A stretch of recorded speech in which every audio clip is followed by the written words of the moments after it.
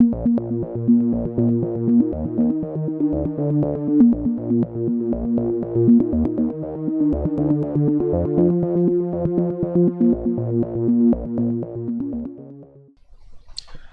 YouTube.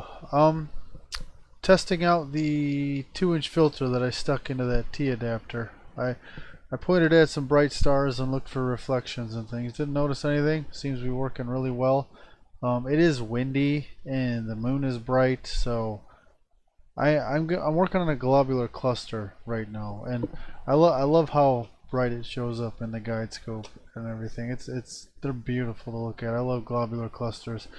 And I also want to do a globular cluster because I've been worried about just the star color.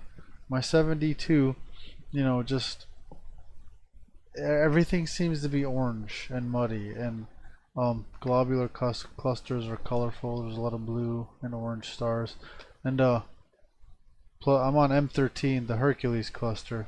So I'm going to pile on a bunch of what am I doing here? 160-second exposures. Got the histogram kind of centered there.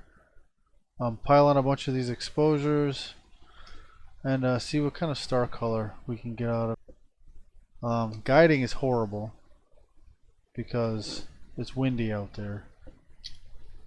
I'm hoping the wind kind of chills out a little bit. The subs don't look bad even though it is so windy. I mean, the star shape is alright. Alright, I just grabbed like 8 of the exposures to throw them in Deep Sky Stacker real quick and see how they're looking. Looks like we're getting pretty good star color in there. We got blue, definitely blue, orange, white. Yeah, that looks good. My hot pixels look great, don't they? Should just leave them in there. Look like little seahorses. Alright, I just finished going over all the data. I'm pretty happy with the processing. Wanted to talk about a few things. The main thing I wanted to do last night was test out the 2-inch filter inside the T adapter. If you watched my last video, I pointed it at some really bright stars and it worked. I didn't see any odd reflections. The signal looked great into the camera.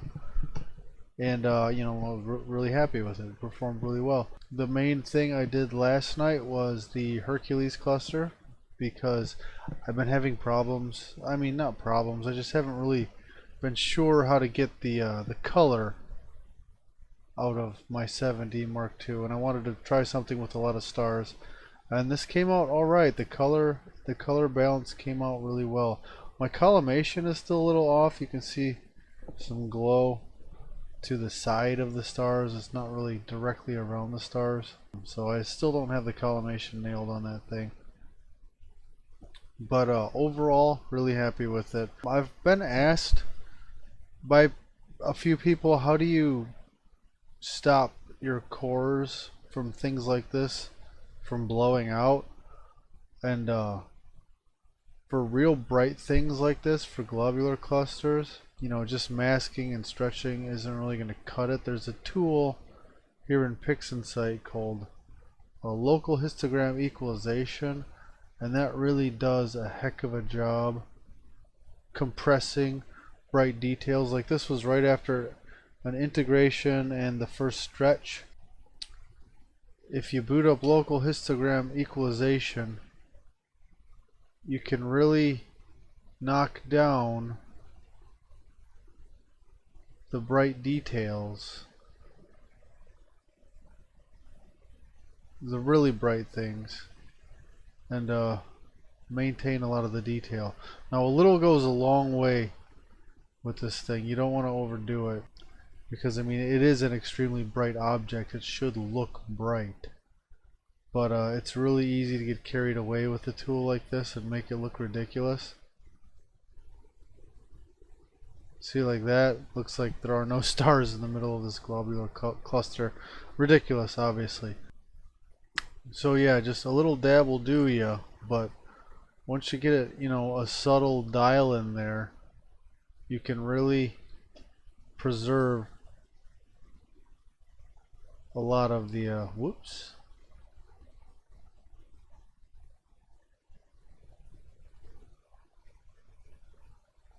a lot of the fainter details that are in the core of really bright objects like this. So you will, sight back and forth. You can tell what a big difference it makes knocking down the brightness of those central stars. Does a really good job. So that's local histogram equalization.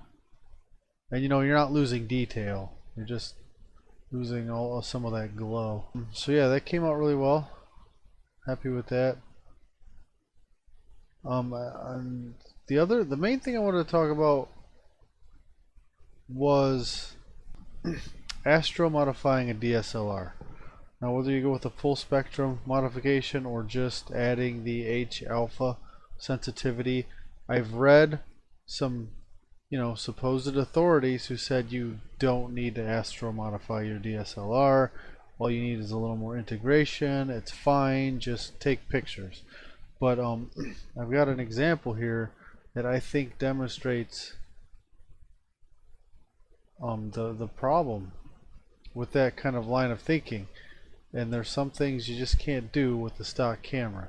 Now, this first image is 15 hours of integration in a Bortle 2 with an f6 8-inch telescope with a stock DSLR. And it looks pretty. You can see a lot of fun colors here. It's a nice looking image of the Elephant Trunk Nebula, but that's 15 hours worth of integration. Okay, there's just this is all hydrogen back here, and there's just nothing there. You can see faint details of the surrounding nebulosity, but there's nothing there. Now, last night I got 50 minutes.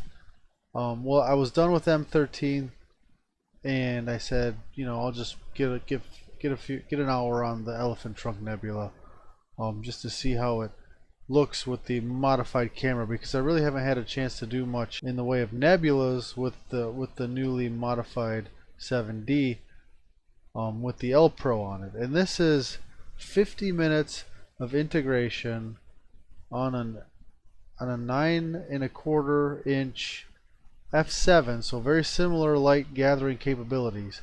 50 minutes of integration, 9¼ f7, 97% illuminated moon in a Bortle 6. So compared to this image right here, this is horrible light conditions over here. Okay, terrible, light pollutions comparably, and very low integration time and an incredibly bright moon.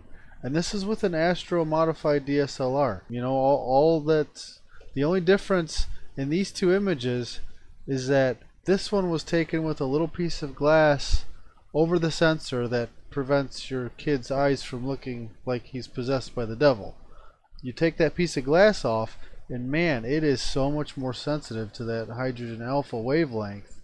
And you can tell now, if I put 15 hours of integration in this image over here, it's going to look really, really good. If you want to just do it, whatever, it's great experience, learn how to process things, but that piece of glass is really holding you back. And if I got mine done at Life Pixel. It cost, I don't know, like $200, not very expensive. And it just makes a world of difference in the sensitivity of that camera to the hydrogen emissions. So yeah, definitely worth getting a modification if you can on your DSLR. And that's all for today. Clear skies.